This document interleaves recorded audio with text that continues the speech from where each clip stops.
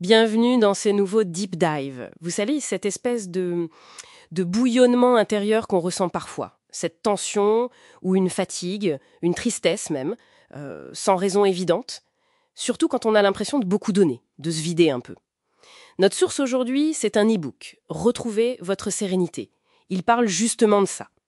Alors la mission aujourd'hui, on va essayer de comprendre comment décoder et surtout comment libérer sainement ces émotions qui s'accumulent. La colère, la tristesse, tout ça.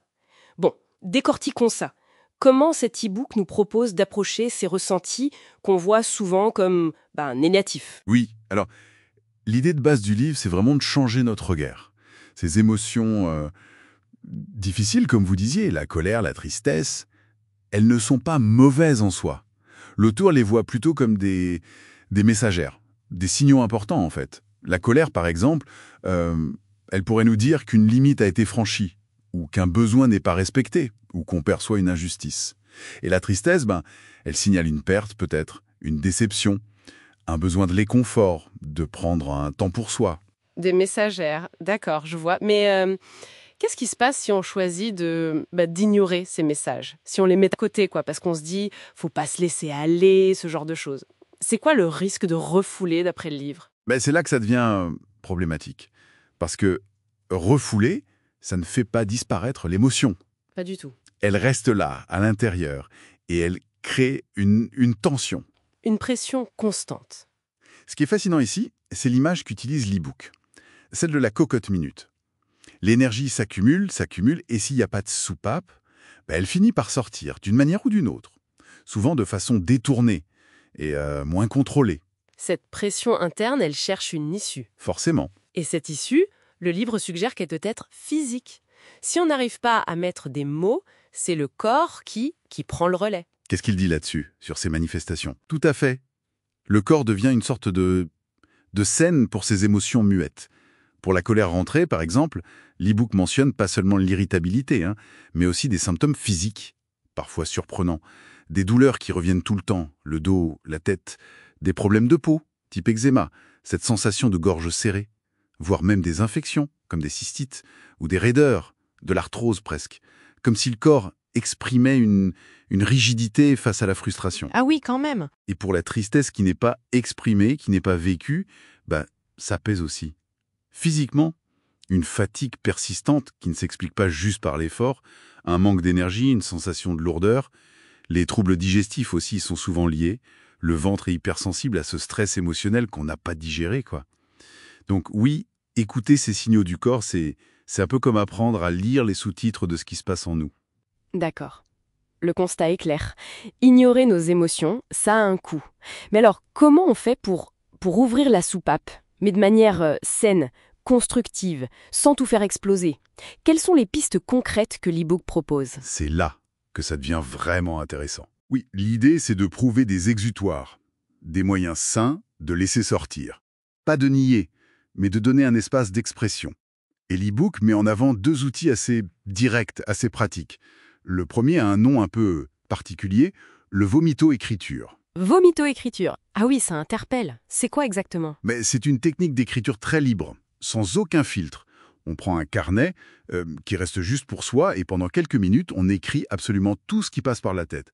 Sans se juger, sans penser au style, à la grammaire, rien. Toute la colère, la frustration, la peine, on lâche tout sur le papier.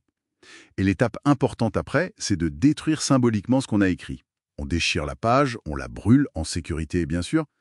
L'écriture aide à sortir les choses de la tête, à clarifier un peu. Et la destruction, ça apporte une forme de libération symbolique. C'est assez puissant comme exutoire mental. D'accord, je vois le principe. Et le deuxième outil? C'est aussi par l'écrit. Non. Le deuxième, il passe par le corps. L'e-book l'appelle le mouvement exutoire.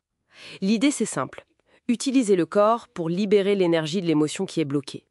Ça peut être plein de choses, Danser de façon complètement libre, instinctive, sur une musique qui nous prend, taper dans un coussin, un matelas, pour sortir une grosse colère, aller marcher ou courir, mais avec l'intention claire de laisser partir les tensions, ou même tout simplement secouer tout son corps pendant une minute, un peu comme un chien qui s'ébroue, quoi.